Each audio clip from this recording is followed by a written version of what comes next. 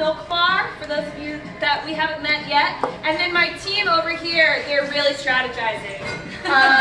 Michelle, Jessica, there are amazing pastry chefs here in Las Vegas that run our kitchen on the second floor here at the Cosmopolitan. And then Anna, who's our director of culinary operations. She's New York based and travels all our kitchen.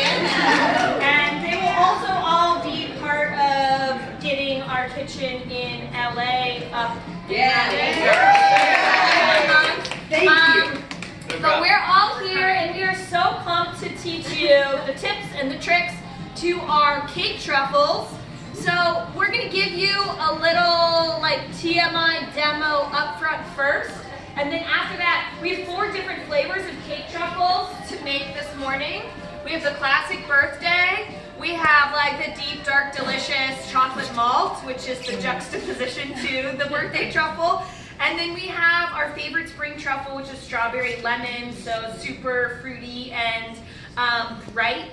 And then for the salty sweet folks, the pretzel, which is a real sleeper. Do not miss that one either. But we'll kind of give you the hows and the whys of the cake truffle, and then we will let you split up by table based on which cake truffle you wanna get in the mix with. We have gloves and all that sort of stuff, so you don't have to worry about getting your hands dirty. Everyone gets an apron, a towel, but more importantly, a headscarf, which is something that my mom and my aunt make for all of us and for all of you, because you will see very quickly, if you've not already caught on, that we believe in taking yourself very seriously when it comes to making the most delicious product, but having a hilarious, raucous, good time.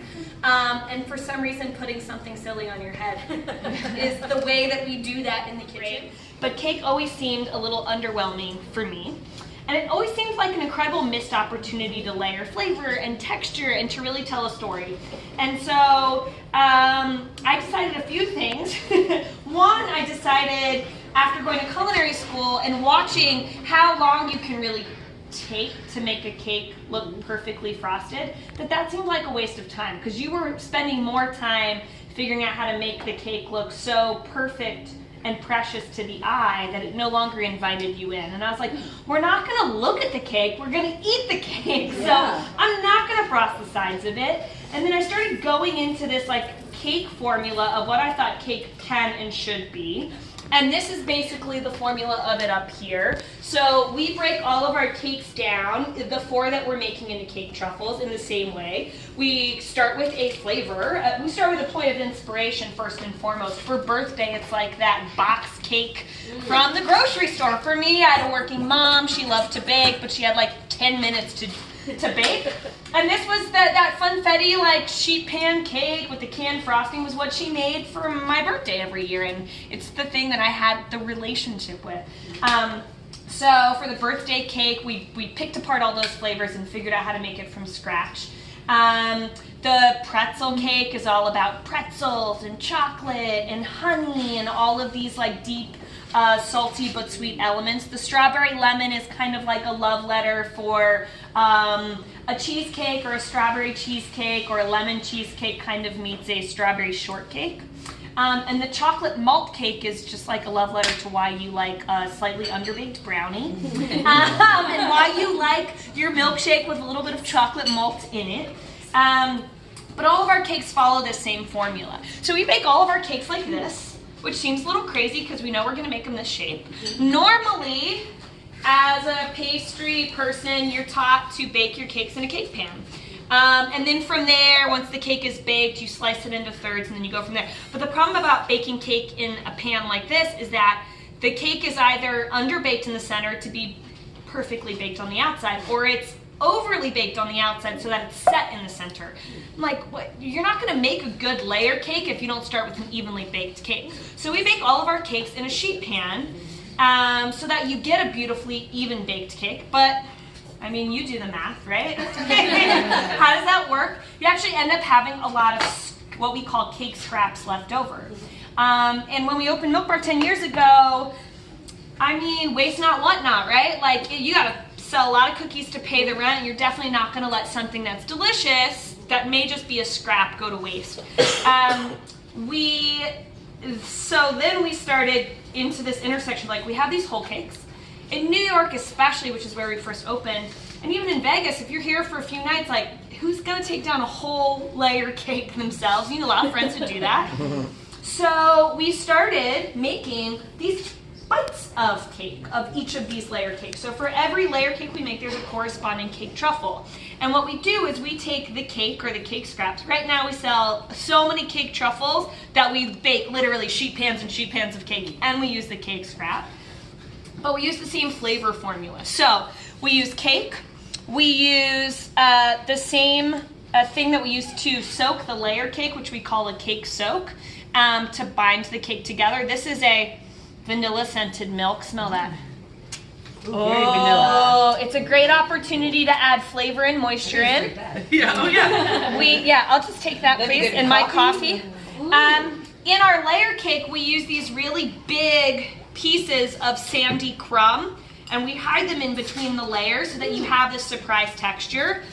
When we're making a cake truffle, we take that same crumb and we basically grind it down into a sandier texture to use as a coating, and then we put it all beautifully and purposefully baked as this cake, just as a reference point.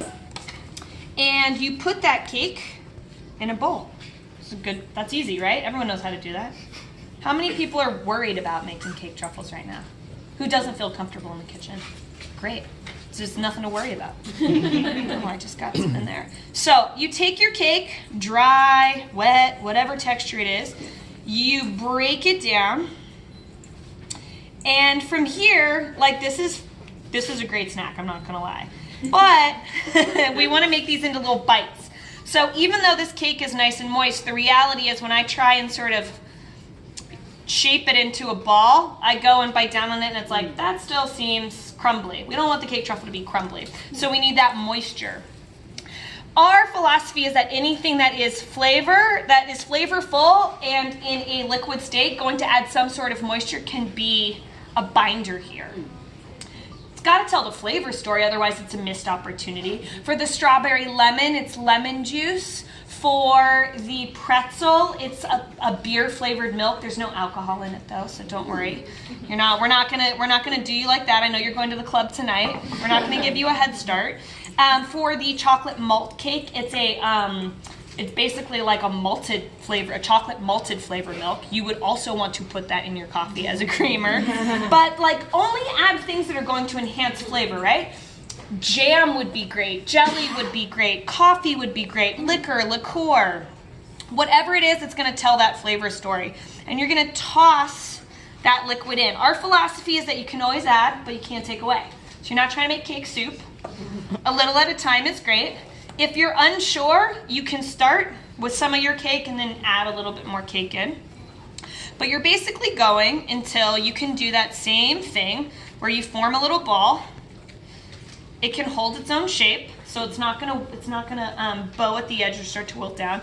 And then when you pretend to take a bite of it in your hand, you're like, yeah, that looks like exactly what I want to have happen when I take a bite of it.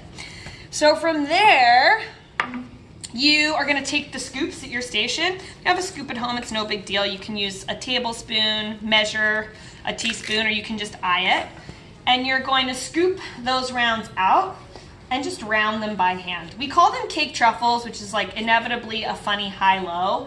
A truffle on the savory end is one of those funny lumpy mushrooms. It's not a perfect sphere. It's got edges and crevices to it. Jagged crevices from before are going to get a little tricky when we go into the next steps. This in and of itself is a great snack. But you know us, and we're gonna take it a little bit further than that.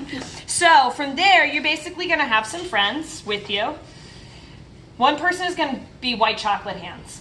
So all of our cake truffles are coated, enrobed in a very, very, very, very, very thin layer of chocolate. And most of them are enrobed in a very thin layer of white chocolate. You don't even know that, right? You might not even like white chocolate. You might think white chocolate is like the most uncool thing you could possibly do. But it's not about it tasting like white chocolate. We're not gonna dunk it in. We're just gonna do a very, very, very thin enrobing.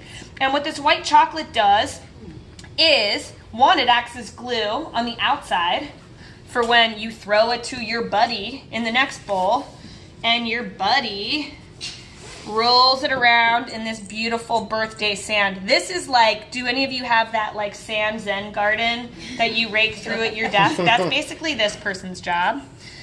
And all you're doing is rolling that around. So the white chocolate acts as glue.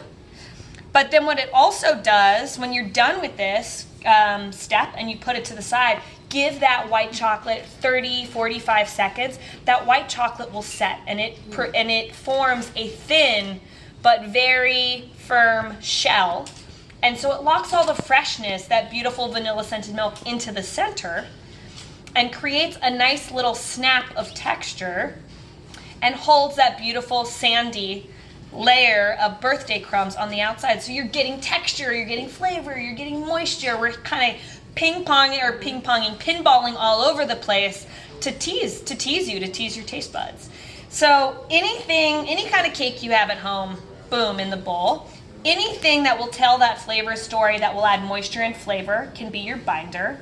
Little bit of white chocolate. If you have like chips at home or whatever it is, thin it out with a little bit of oil because you want it to be thin. You don't want it to be thick. You don't want it to be this clumsy white chocolate layered shell. And anything that you can bring into the sandy state that tells a story is great. Ground down pretzels. Cereal that's ground down. Great hack is taking like yellow cake mix out of the box, toasting it in the oven for a second. That is a great outer coating as well. It's not, you're not using it to make your cake necessarily, or hopefully not, but it adds like, it kind of just tickles your taste buds a little bit. You can't quite put your finger on it. But anything that you can dry out or that's already dry that you can grind down into that state can make a great cake truffle. Did you do like nuts? You could totally do nuts. Absolutely. Absolutely. I would toast the nuts first, because toasting nuts always enhances the flavor a little bit. Taste one, make sure it's not like soggy, or sometimes nuts go into a funny place. But absolutely nuts. I mean, this is inevitably like, you know, those protein balls that you see. This is basically how it's made, but with a lot more insight into how you can be more creative through it. Coconut, seeds, seeded things, anything that you can grind down. You could also go savory. If you want to get really weird, you could go super duper savory. You could do, I forget what I always say, bread, gravy, breadcrumbs, or like, you could go stuffing vibes. You could go in a lot of different directions.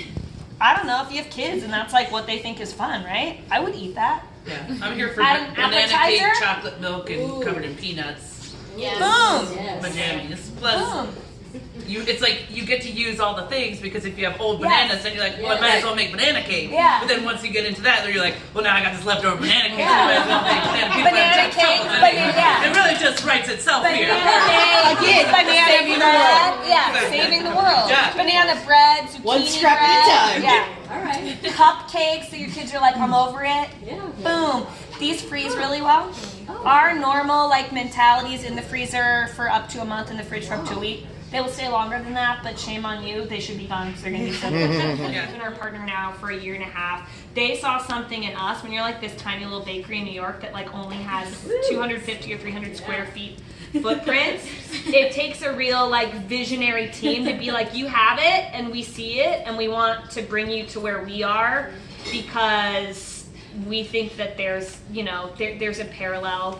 And they've been so good to us, and they literally put us right at the top of that brilliant escalator. So whether you're coming down from a music show or coming up to get in it, we are there to welcome you, and that's just been one of the most incredible opportunities and given us just a lot of, like, really opening up our wingspan to do more and more. So a big thank you. Yeah. Don't forget to say thank you. My mom raised me to always remember to say thank you, and that's a very big thank you that we all owe to them. So anyways, okay. Thank you. I'll make it closer. Okay, next time. No problem, but this is